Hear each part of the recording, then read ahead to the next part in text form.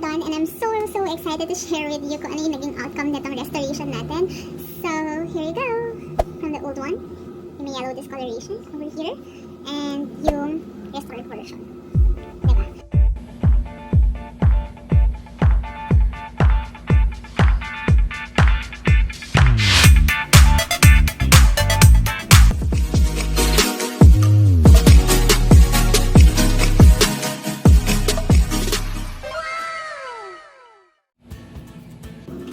Welcome to my channel. So actually this is the first DIY video na gagawin ko, and this is not the first time. Mahilig talaga ako mag-DIY. Like for example, yung dream catcher na nakikita niyo dyan, ginawa ko siya like 2 years ago. And even yung pagpe-paint ng room ko, ginawa ko lang din siya. Bumili lang ako ng materials sa Ace Hardware, pinamix ko yung color na gusto ko, and yan yung pinalabasan. Actually pink and gray siya. And even yung baka nababother kayo sa hair ko, masyado siyang bright, diba? Kaka-bleach ka lang kasi kanina. And this is not the final color yet. Ika-color ko siya ng ash gray talaga. So, pinapahina ko lang siya bago ako mag-proceed dun sa hair coloring. So, yan. Ako lang din yung gumawa ng isa. Kasi, wala naman akong katulad. Okay, so let's proceed. Yan. So, I decided to create this shoe restoration video kasi ang dami kong napapanood na nagvo-vlog about this pero parang puro lalaki. And I wanted to show you guys kung gaano siya kadaling gawin. Hindi ito yung first time na gagawin ko to. Yung ibang mga shoes ko, na DIY ko na din or na-restore ko na din. And for today's video, ang i-restore ko is yung taran! Okay, yung World Balance na white shoes ko. As you can see, naging yellow siya. And started nung nilaban ko siya using Zonrox bleach. So, nagulat ako, bigla siyang nanilaw. Ayan, kitang-kita lahat ng parts. Ayan. So, hindi to tela, rubber to. Yung nakikita nyong nag-yellowish na yan, rubber yan. So, yung tela naman hindi naman naapektuhan. And yung sole niya, guys, ayan, hindi naman siya naapektuhan nung nilinis ko siya using Zonrox bleach. So, ito yung pair niya. Pareho na silang nanilaw. And, actually, wala naman siyang sira. Ayan, buong-buo pa siya. Kaya nangihinayang ako itapon. Actually, it's been like a year na since ganito siya and hindi ko na siya masuot. And I was thinking talaga kung ano yung dapat kong gawin para bumalik to sa dati niyang kulay, which is white, as in pure white talaga. Ayan. So, actually, nanood ako ng video about how to restore yung Stan Smith kasi nagkaroon siya ng chip off. Ito. Actually, nakulayan ko na to. Ayan.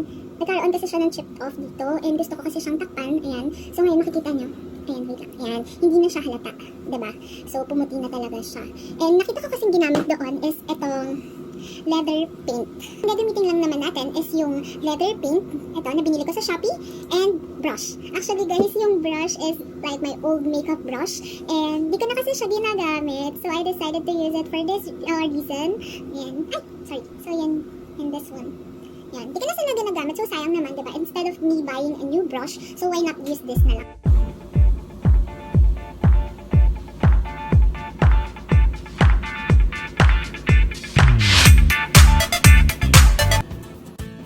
So, the first thing that we need to do, guys, is to remove the shoelace.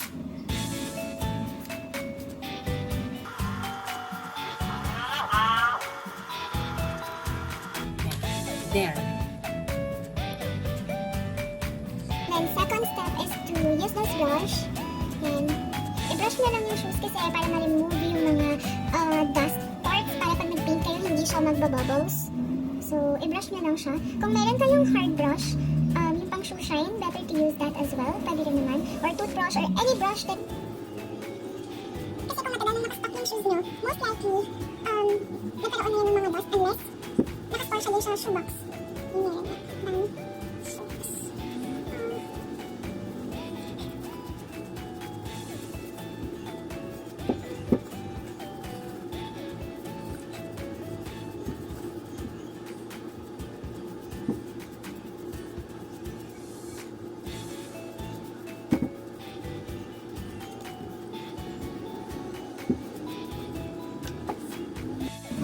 So next guys, ito, kunin niyo yung paint nyo and make sure you shake it well before it leaves.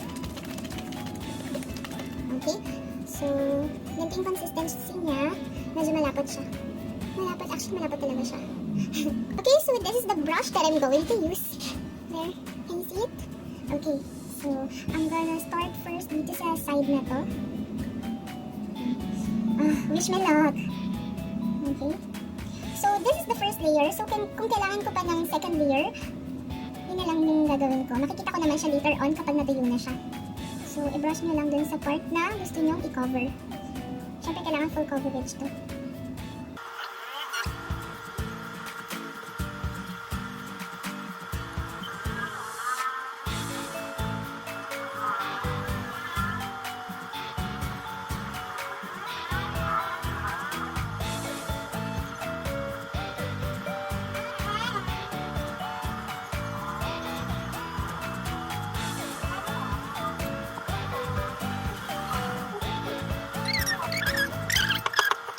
Guys, just to give you an update, mukhang kailangan natin ng second layer kasi mukhang hindi pa siya gano'n nakakover since matindi yung pagka-yellowish niya. So, this is the first coating.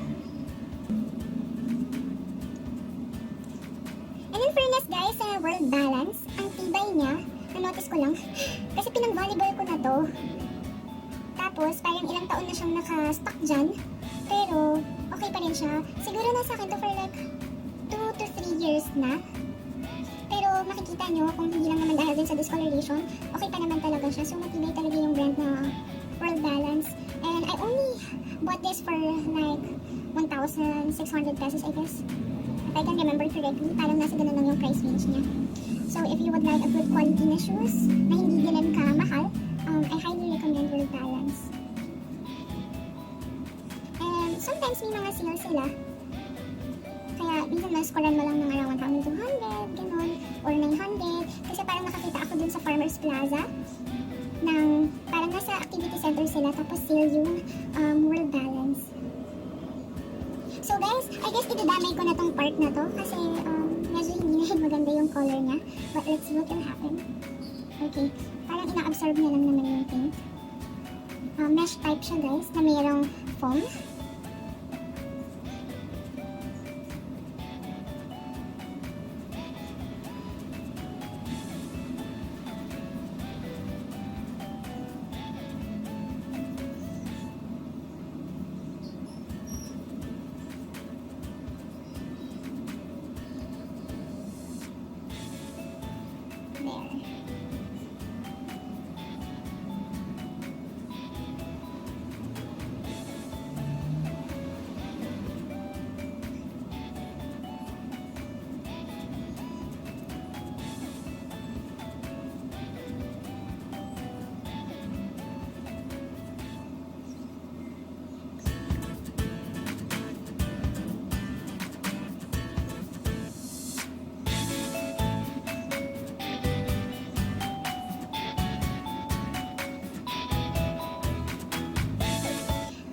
So, ang hirap nung sa loob kasi parang pa-criss-cross yung design niya na maliliit. So, nahihirapan yung paint natin to actually penetrate. So, kailangan mo talaga siyang i-dab. Pero kung flat surface lang naman yung ipipaint nyo, I think it's much more easier. Yan. Okay. Okay. So, recap lang tayo.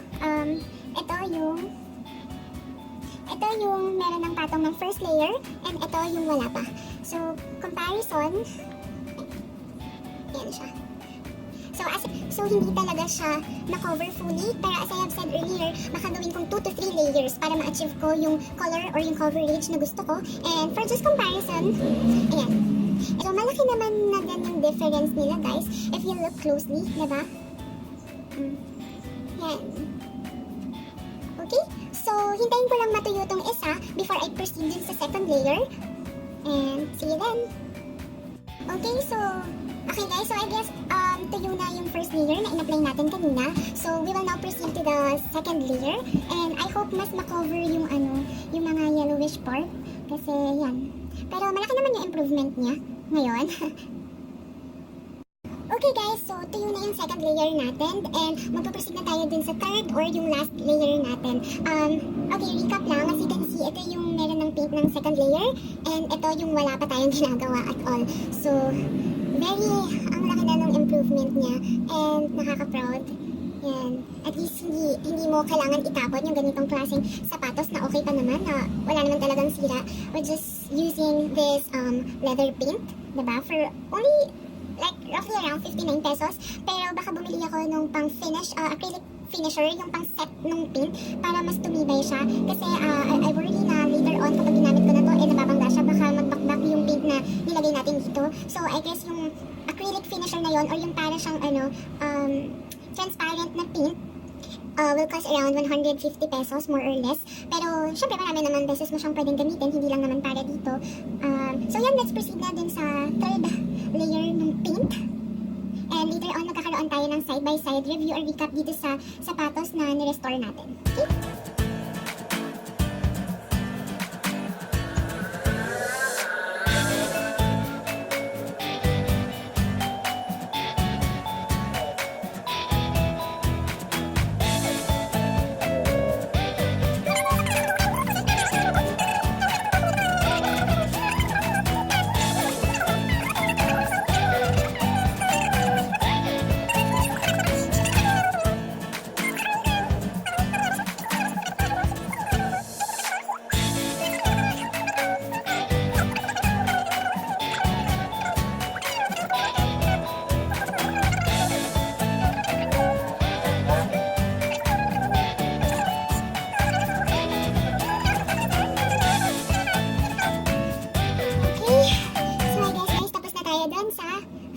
Final layer. I'm very impressed with the outcome. Yan. Okay, so I think isang layer pa for the midsole para talagang puting-puti siya, as in parang bago siya. Yan. I guess one layer will do na. Another layer. Or the second layer for the midsole. Yan. I'm so very excited. Guys, grabe pala na siyang bago.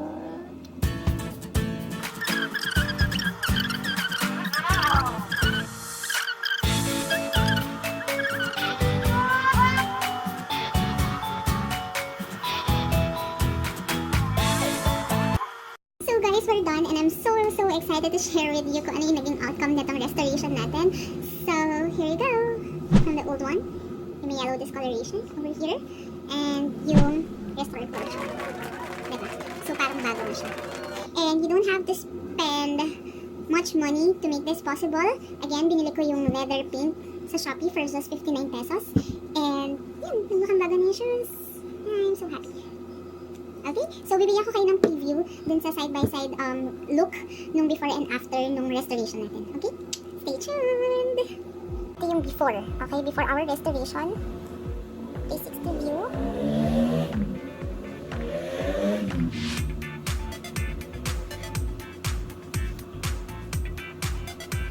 Okay. And then, ito yung... Okay, so ito na guys yung after. Ito na yung fully restored na shoes natin after applying 3 layers of leather paint.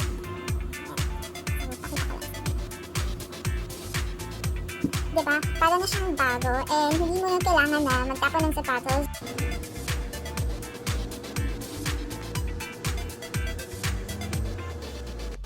So for more videos like this, kindly like and subscribe to my channel because in the future I'll be sharing with you a lot of things about DIYs and kung saan ako bumibili ng sapatos, paano ko talaga nililinis, saan ako pumupunta to buy such stuff and all that information. Please like and subscribe to my channel and also click the bell button. So please click the red bell button to get more notification whenever I upload new video, alright? Ciao!